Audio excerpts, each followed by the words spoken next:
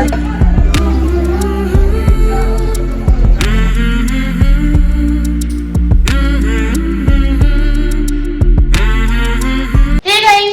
And welcome back to my YouTube channel Rajni Brajwasi blog. कैसे हो guys? उम्मीद करती हूँ आप सब लोग अच्छे होंगे, स्वस्थ होंगे, मस्त होंगे। मैं भी एकदम ठीक हूँ। अभी इस टाइम में मेरी हालत हो रही है कुछ इस तरह की, क्योंकि मैं पूरा काम खत्म करके आई हूँ, पूरा किचन का, पूरे घर की साफ सफाई का। तो थोड़ा सा मेरे पास में टाइम था, तो मैंने सोचा इस वाले रूम की सफाई कर लेती हूँ।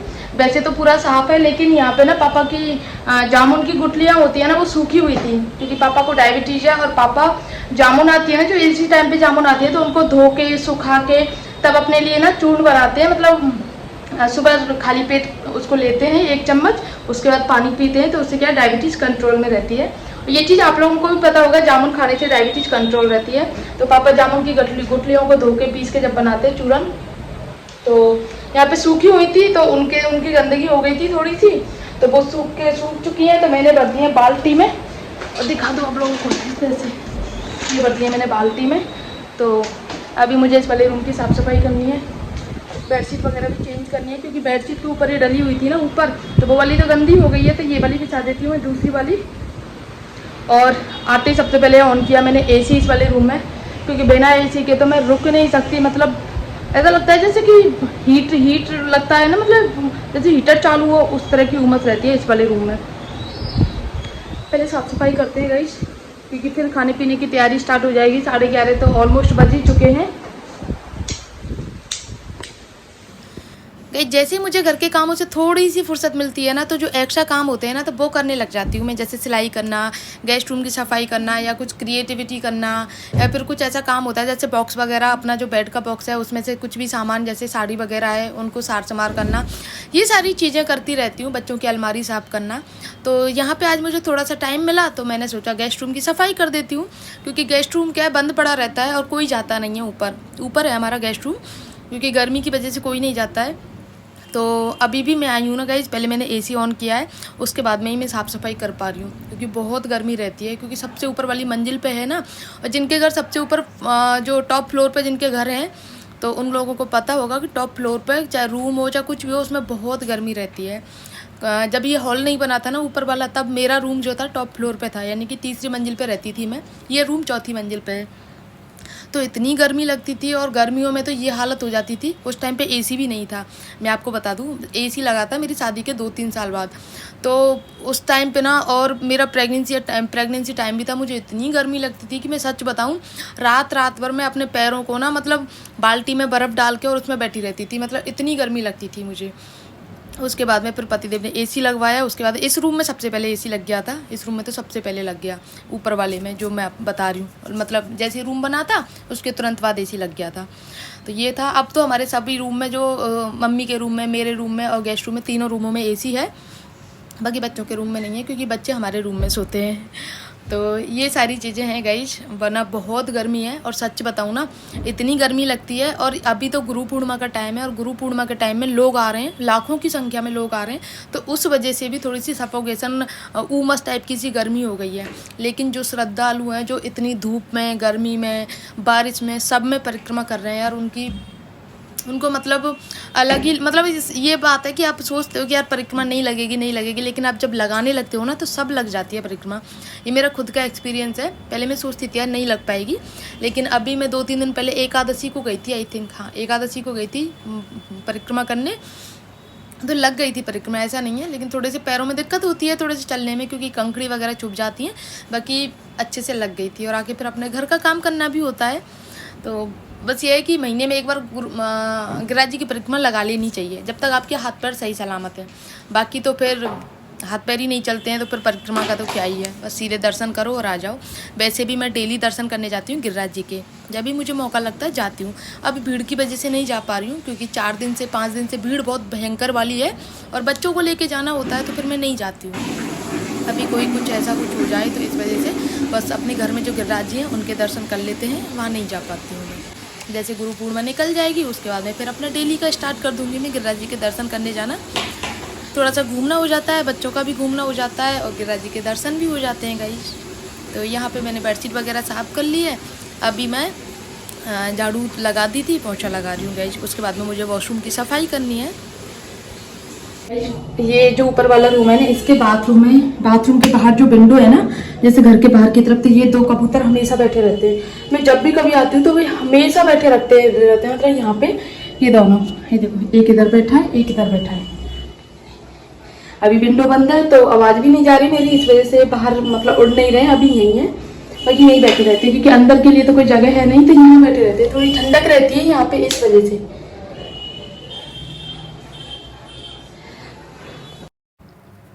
गेस्ट रूम की साफ़ सफाई करने के बाद में फिर भी मेरे पास में समय बच गया था, तो मैं अब ये जो ब्लाउज मैंने कल काट के रखा था, जो परसों मैंने साड़ी में फॉल लगाई थी ना, उसी साड़ी का ब्लाउज है, तो इसको काट के रख दिया था। तो फिर मैंने सोचा इसको सिलाई कर लेती हूँ, क्योंकि आज पतिदेव की भी छुट्टी है, मतलब शॉप पे नहीं गए हैं, तो उन्होंने बोला था कि आज मैं नहीं जाऊँगा, आज मैं घर पर ही रहूँगा। घर पर क्या, हमारा जाने का था बाहर घूमने का, लेकिन भीड़ को देखते हुए हमने अपना प्रोग्राम जाने का जो था वो पोस्टपोन करना पड़ा, क्योंकि बाइक वगैरह की एंट्री नहीं है आने जाने में, तो फिर आने जाने में दिक्कत होती, इस वजह से नहीं गई। तो यहाँ पे मैंने सोचा जब नहीं जा रहे हैं तो ब्लाउज सिल लेती हूँ। तो ये ब्लाउज है, कंप्लीट कर रही हूँ। तो इसके दोनों पार्ट पहले मैंने कच्चे किए धागे से, क्योंकि इसका जो ब्लाउज का फैब्रिक है ना वो थोड़ा सा चिकना वाला है, तो इधर उधर निकल रहा था। तो फिनिशिंग भी अच्छी आती है कच्ची करने के बाद में। आप धागे से कच्चे करो, देन उसके बाद में आप सिलाई करो, तो बहुत अच्छे से फिनिशिंग आती है। तो मैंने अलग अलग पार्ट सारे कर दिए, जोड़ लिए। और यहाँ पे मैं क्या ढूंढ रही हूँ पता है, आपकी जो छोटी छोटी पट्टियाँ होती हैं ना, वो ढूंढ रही हूँ, क्योंकि मैंने इस ब्लाउज को काट के रख दिया था अलमारी के ऊपर। और हर्षित ने क्या किया था, अपना वीडियो गेम जैसे उसने ऑन किया तो वो उस पर अलमारी के ऊपर ही बैठ के देखता है, जो छोटी वाली अलमारी है ना उस पर बैठ के गेम खेलता है। तो उसने सारा यूं ही फेंक दिया। तो एक एक पट्टी मैंने उठा के रखी, उसमें से देख रही थी कि कहीं कोई पट्टी गुम ना हो जाए। वैसे तो मैं एक्स्ट्रा कपड़ा होता है ना उसको उसी में लपेट देती हूँ, जो एक दो पट्टी इधर उधर गुम हो जाती है तो उसमें से काम चल जाता है। तो अभी मैं वही कर रही हूँ गाइस, जो पट्टी मुझे नहीं मिल रही है तो मैं दूसरी तरफ से काट के वो वाली पट्टी लगा रही हूँ। क्योंकि मैं इसी वजह से ना ब्लाउज का काम, जब बच्चे स्कूल चले जाते हैं ना, जो सिलाई का काम है वो मैं तभी करती हूँ, क्योंकि मुझे पता है मेरे बच्चे कैसे हैं तो इसी वजह से नहीं कर पाती हूँ मैं गाइस। क्योंकि मुझे शौक़ बहुत है सिलाई करने का। पहले मैंने, जब स्वरा मेरी छोटी थी ना, मैंने इसको इतनी सारी फ्रॉक्स बनाई थी सिल्क के फैब्रिक में। जो सिल्क की साड़ी आती है ना, पुराने टाइम में चलती थी, बहुत हैवी, मतलब अच्छी जरी वर्क की, उसमें से मैंने बच्चों के लिए, मतलब स्वरा के लिए काफ़ी सारी फ्रॉक बनाई थी। तो यहाँ पर ना मैं पिक्चर मेंशन कर दूँगी आप लोगों को, अगर मेरे पास में फ़ोटो रहा तो। वैसे तो मैं फेसबुक वगैरह पे अपलोड करती थी उस टाइम पे, तो लेकिन अभी फ़िलहाल मैंने फेसबुक बंद कर दिया है, क्योंकि मैंने फेसबुक पे करीब 13,000 फॉलोअर्स कर लिए थे। और मेरे डॉलर भी मैं आपको बता दूं, करीब 200-250 के करीब डॉलर बन गए थे। तो 200-250 डॉलर के करीब हो जाते 30,000 रुपये के करीब, 25-30,000 रुपये।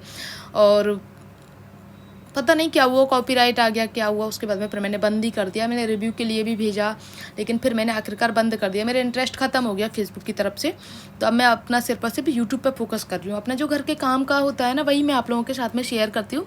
आप लोग मुझे प्यार देते हो तो मुझे बहुत अच्छा लगता है, और अच्छी अच्छी वीडियोज़ बनाने का मन करता है गाइस।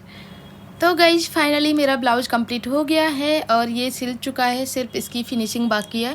फिनिशिंग से मेरा मतलब है आई हुक वगैरह और इसकी तुरपाई होती है ना, वो बाकी है। बाकी सारा काम इसका हो चुका है। जो मैं सिलाई करती हूँ थोड़ी सी गंदगी तो फैल जाती है, क्योंकि ये तो जो कतरन होती है ना, छोटी छोटी इधर उधर हो जाती है। अब मुझे झाड़ू लगानी पड़ेगी क्योंकि ये मुझे अब बिल्कुल भी अच्छा नहीं लगता है ऐसे थोड़ा बहुत कचरा इधर उधर पड़ा रहे। तो ये ब्लाउज मेरा कंप्लीट हो गया है गाइस। मैंने इसकी स्लीव से थोड़ी सी लंबी रखी है, इसके लिए मेरे मन में डाउट था कि यार छोटी रखूँ बड़ी रखूँ। फिर मैंने सोचा यार आजकल लंबी बाजू का ट्रेंड है, तो ये वाली रखती हूँ मैं, कोहनी तक वाली। और जब भी कहीं जाना होगा तो इस वाली साड़ी को ही पहन के जाऊँगी, आप लोगों के साथ में शेयर करूँगी गाइस। और आप लोग भी बताना आप लोगों को कैसा लगा ब्लाउज सिला हुआ, और सिर्फ इसकी फिनिशिंग बाकी है, बाकी फिर बताऊँगी आप लोगों को साड़ी पहनने के बाद में। गाइस बहुत शानदार मौसम हो रहा है यहाँ पे, छत पे आके। बारिश तो नहीं आई है, लेकिन बारिश के बाद में ऐसा लगता है कहीं आसपास में बारिश आई है, तो उसकी वजह से मौसम बहुत सुहाना हो गया है। ठंडा हो गया, देखो बादल काले काले होते जा रहे हैं, हाँ बारिश आने वाली है ऐसा लग रहा है। और मतलब इतनी रौनक हो रही है गाइस हमारे गोवर्धन में इस टाइम पे, क्योंकि गुरु पूर्णिमा है कल की, और आज 14 है। तो 14 पे 13-14 और गुरु पूर्णिमा को इतनी भयंकर भीड़ होती है ना। पिछले एकादशी से स्टार्ट हो जाती है भीड़ आना, कंटिन्यू भीड़ चलती रहती है। और रात को तो ऐसी हालत हो जाती है, बाइक वगैरह सारी चीज़ें बंद कर दी हैं। हाँ ऊपर है, ऊपर मैं जैसे ही चढ़ के आती हूँ वैसे कोई ना कोई आवाज़ लगा देता है। नहीं तो 4 मंजिल चढ़ के आओ, 4 मंजिल आने के बाद में मेरा मन नहीं कर रहा जाने का ऐसे मौसम में से नीचे। अरे क्या हुआ? स्वरा दे देगी गाइस, पापा कुछ मांग रहे थे तो स्वरा को भेजिए, स्वरा दे देगी। गजब का मौसम हो रहा है, बहुत गजब। अभी तो पतिदेव भी आए थे लेकिन अभी चले गए क्योंकि पापा ऊपर आ गए थे, वो दुकान वगैरह बढ़ा के आनी है, तो इस वजह से ना मेरा मन था कि थोड़ी देर बैठेंगे आराम से, लेकिन जब इनको टाइम था मुझे नहीं था और मुझे टाइम है जब इनको टाइम नहीं है कि चले गए। अभी मैं आपको दिखाती गई बाहर का मौसम, बाहर का नज़ारा। ओह माय गॉड,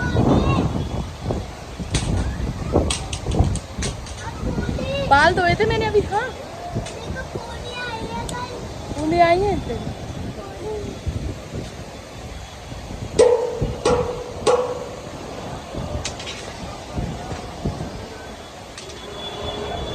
धान घाटी दिखाती हूँ आपको, धान घाटी इधर लाइटिंग हो रही है ना, वो लाइटिंग दिख रही होगी आप लोगों को। आपको दान घाटी दिखाऊंगी, पूरा दान घाटी का मंदिर जो लाइटिंग हो रही है ना, ये हवेली है, इसके पीछे ये दान घाटी है गाइस। बाकी गोवर्धन का सबसे बड़ा मंदिर है और सबसे ऊंचा हरदेव जी का मंदिर ये है। ये मुकुट मुखारबिंद जो आप वहाँ पे लाइटिंग हो रही है वो मुकुट मुखारबिंद है, वो कपिलेश्वर है। और मेन मंदिर तो यही है जो यहाँ से देख सकते हैं। तो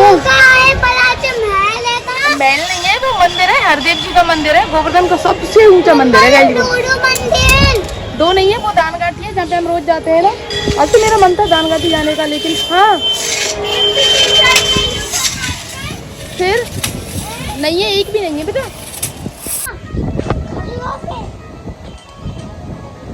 हम गाइस ऐसी जगह पे रहते हैं। ओह माय गॉड, बंदर आ गए। देखो गाइस आप लोग ना भीड़ देखो ना, पंचमी चल रही है तब से ही इतनी भीड़ चल रही है गाइस।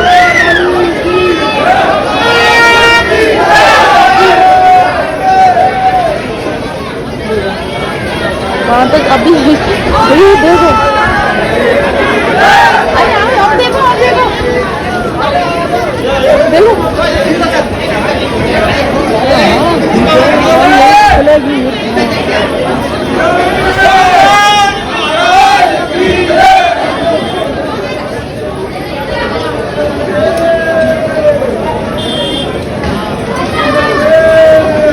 और राधा कुंड में क्या हाल हो रहा होगा इस टाइम पे। वहाँ पे छोटी छोटी सी गली है।